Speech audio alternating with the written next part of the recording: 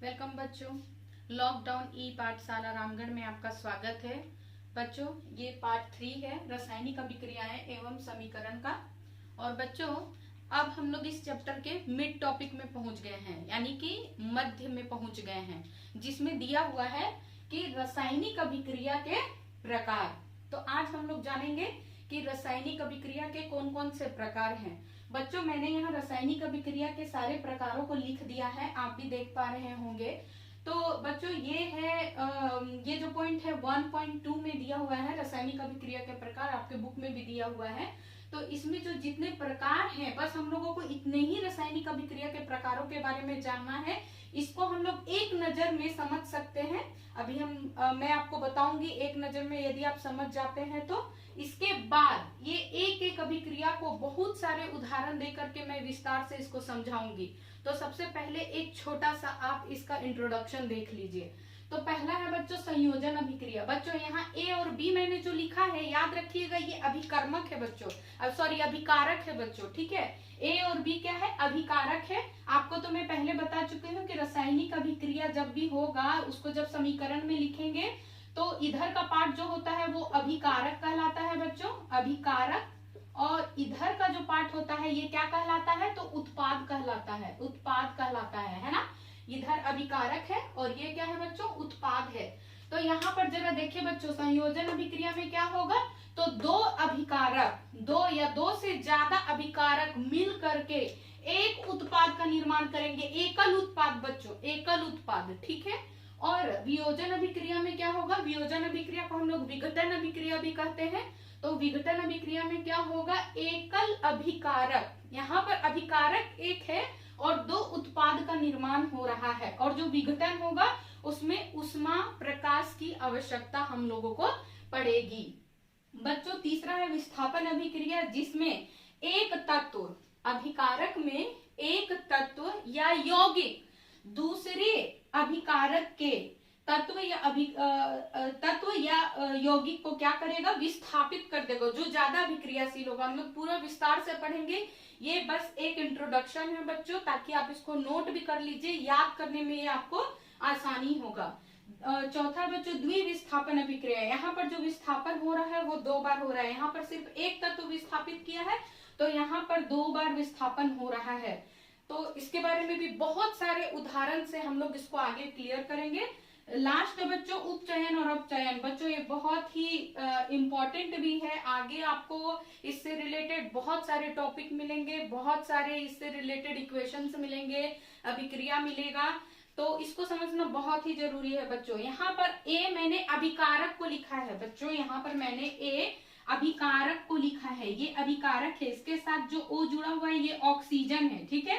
तो यहाँ देखिए बच्चों कि एक अभिकारक ए है और सी है, जब अभिक्रिया हो रहा है तो ए से ऑक्सीजन हट करके सी में चला जा रहा है, यानी कि यहाँ पर ए क्या हो रहा है? इससे ऑक्सीजन हट रहा है और ऑक्सीजन यहाँ पर सी में लग जा रहा है, यानी कि जिस तत्व या उत्पाद का, जिस पदार्थ से ऑक्सीजन हटेगा, जिस पदार्थ से ऑक्सीजन हटेगा वो अपचयित होगा, और जिसमें ऑक्सीजन लगेगा वो उपचयित होगा। इसको भी हम लोग विस्तार से एग्जाम्पल देख करके बहुत सारे उदाहरणों से समझेंगे बच्चों, अभी आप इतना समझ जाइए। बच्चों संयोजन अभिक्रिया, संयोजन अभिक्रिया क्या है?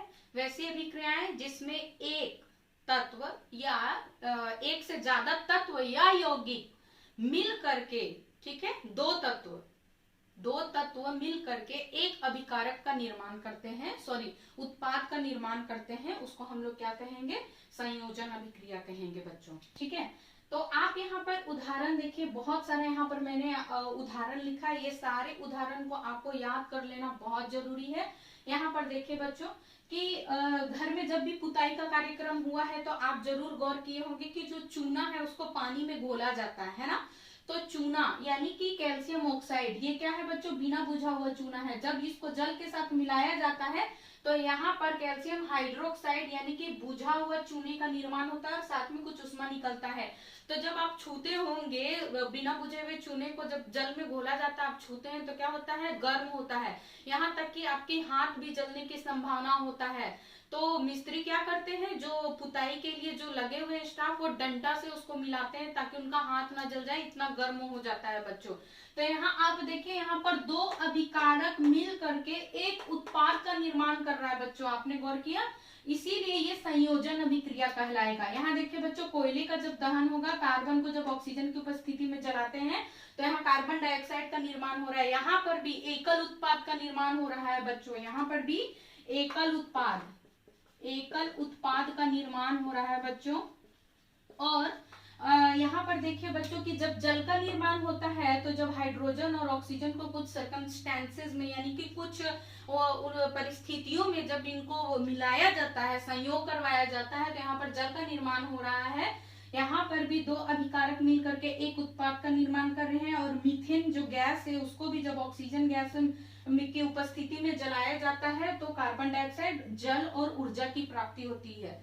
बच्चों आपने यहाँ गौर किया कि मैंने यहाँ ऊर्जा लिखा है, तीन नीचे की अभिक्रियाओं में यहाँ पर भी उष्मा निकला है और यहाँ पर भी ऊर्जा निकला है बच्चों।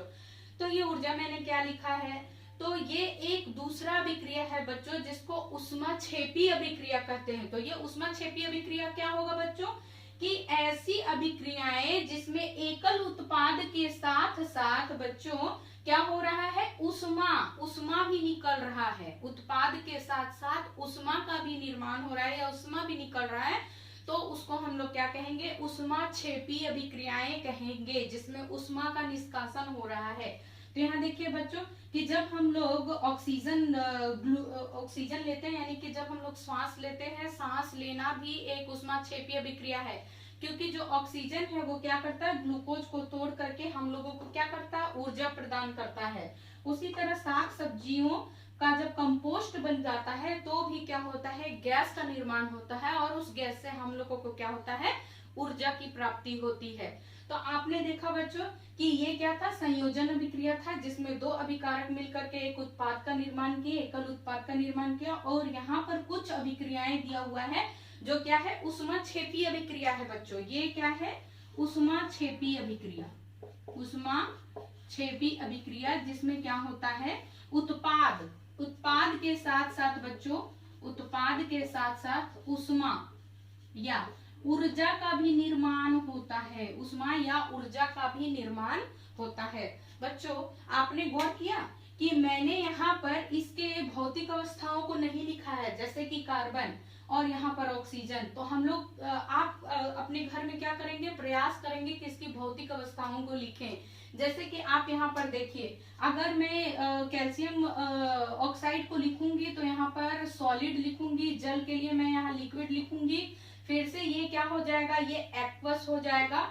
और जो उष्मा मिला वो उसको हम लोग ताप के रूप में दिखा सकते हैं, उसको ऐसे ही लिख सकते हैं। तो इस तरह से यहाँ पर जितने भी समीकरण लिखे हुए हैं बच्चों, आप घर में कोशिश करिए कि इसको स्पष्ट रूप से इसके भौतिक अवस्थाओं को भी लिखें और रासायनिक सूत्र का संतुलित होना बहुत ही जरूरी है।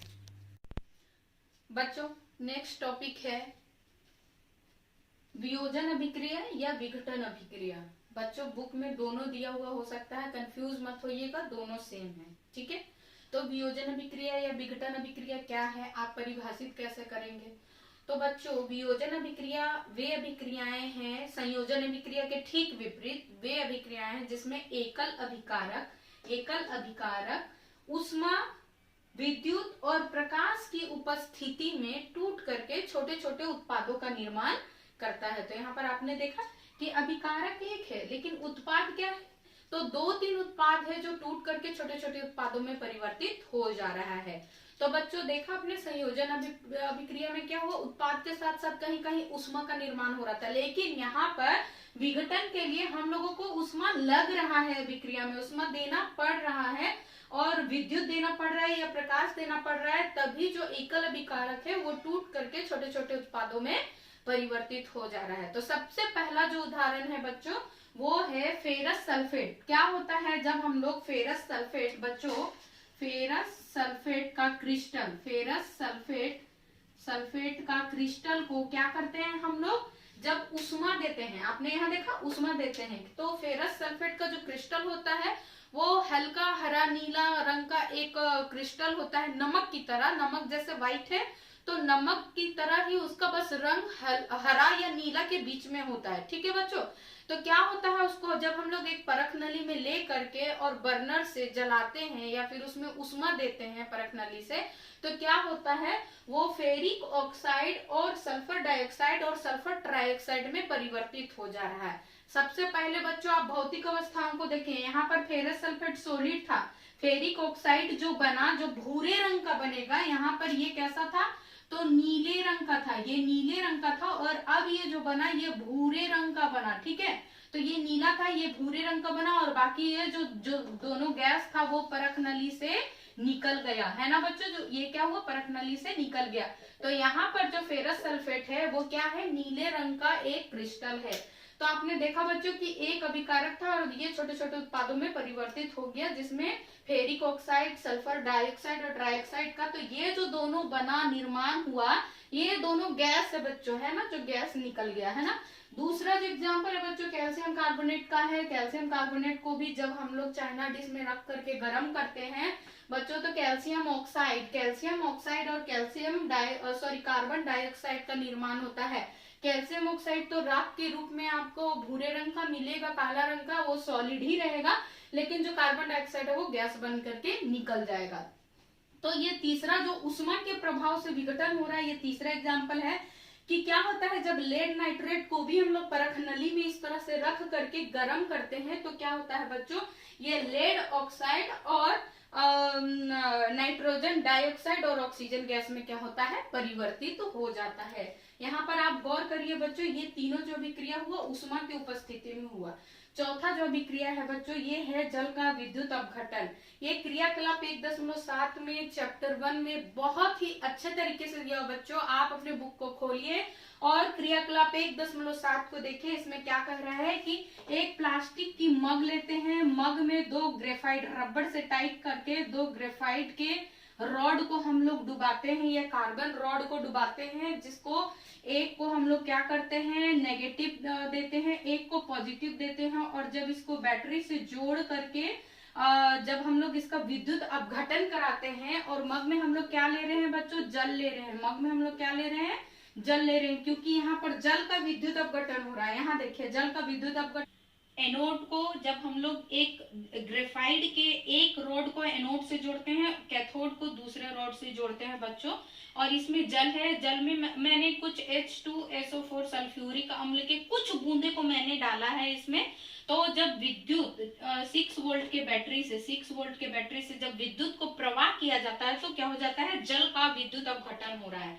यहाँ देखिए बच्चों, तो कैथोड में नेगेटिवली साइन जो रॉड है उसमें क्या हो रहा है बच्चों, तो हाइड्रोजन गैस का निर्माण हो रहा है, और एनोड में क्या हो रहा है, ऑक्सीजन गैस का निर्माण हो रहा है। आप देख रहे हैं ना बच्चों। अब ये समीकरण को आप देखिए कि जल जो लिक्विड है और हाइड्रोजन और ऑक्सीजन गैस जो निकल रहा है यहाँ पर बुलबुलों के रूप में, बुलबुलों के छोटे छोटे बुलबुलों के रूप में, क्योंकि जल इसमें पूरा डूबा हुआ है, तो गैस का जो निर्माण हुआ बुलबुलों के रूप में निकल रहा है। तो इस जो रासायनिक अभिक्रिया है बच्चों, इस अभिक्रिया को आप देख करके बता सकते हैं कि कौन सा गैस है जो, चूंकि गैस तो 2 निकला है, तो कौन सा गैस है जो 2 गुनी मात्रा में निकल रहा है।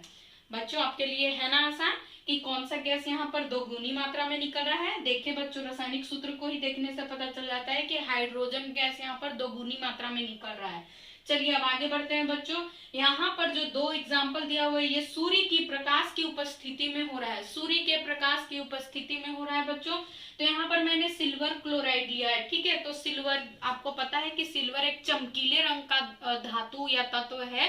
तो जब उसको सूर्य के प्रकाश में रखा जाता है तो वो ग्रे कलर का हो जाता है बच्चों, यानी राख के कलर का हो जाता है।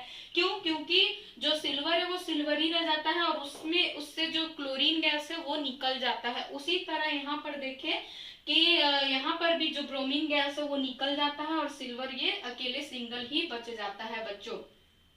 तो ये जो दोनों अभिक्रिया है सूर्य के प्रकाश वाला, इसका हम लोग ब्लैक एंड व्हाइट फोटोग्राफी में भी इसका हम लोग इस्तेमाल करते हैं बच्चों।